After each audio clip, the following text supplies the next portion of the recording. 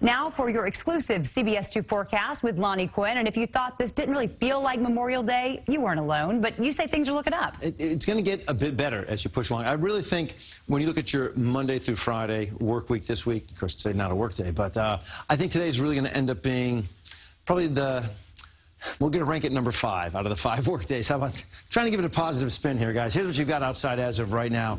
So you can see that low deck of clouds. There's some mist out there. There's some fog, certainly. It's 58 degrees as of right now. The winds in the city, not doing too much of anything kind of calm, but they are coming in from the east, at least an easterly component, and that has a little something to do with what we're dealing with during the overnight hours. Allow me to explain. 61 was your high temp today. 61, you should be 74. I showed you, like, last year you were in the 80s. The last 3 years we were in the 80s on Memorial Day. Not this year. 61 was 2 o'clock in the a.m., all right? 2 hours after midnight.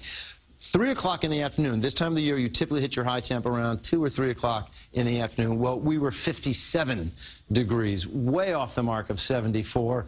Take a look at the rain that we picked up around the area. The biggest number I've got, well, Toms River, you came in at a ½ an inch on the nose. And then you go up to Liberty. Liberty, you were, almost a ½ an inch, 0.44. New York City, a little bit over a tenth, 0.13.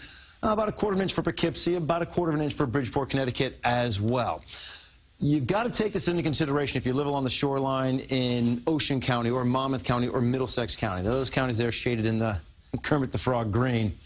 We have a coastal flood advisory. Now, we're talking about minor flooding. This would not be major, and it's not caused by that half an inch of rain that I pointed out. It's caused by those winds coming in with that easterly component. They're blowing maybe 10, 15 miles per hour. So while it's not a huge risk, I do think the astronomical high tide is going to run maybe a foot and a half above what is typical for this time of the year, so you could have some minor flooding out there, and some folks wouldn't experience any flooding. Bigger picture shows you what is at play. Low pressure, low pressure, low pressure. 3 of them, okay?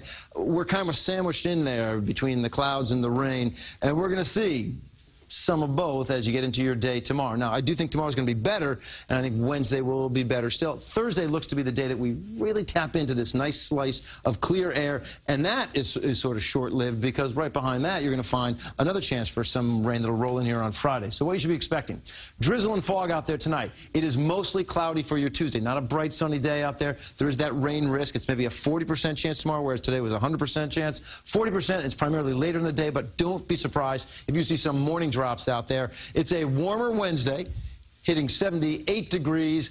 Slight chance for a shower on Wednesday, running 20%. And right now, Thursday's rain chance down to 5%. It looks to be a June beauty out there, but we will keep our eye on that. 76 on Friday as the rain chance comes back to the area, and it looks like some of that wants to linger into at least a portion of your weekend, but I'll keep an eye on that. We've got a lot of real estate to cover before we get to the weekend. We got a lot riding on this weekend. We got to make up for this last weekend. Well, do the best I can. All right, thanks, Lonnie.